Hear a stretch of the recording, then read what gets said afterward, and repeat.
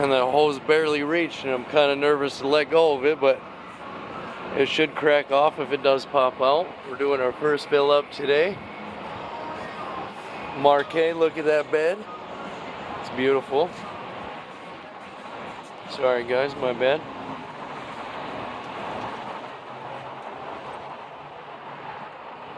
We got a few more parts to put on it, and this is the first trip it's ever made today.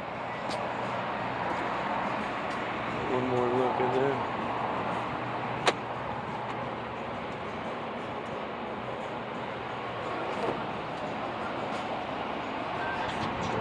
$50.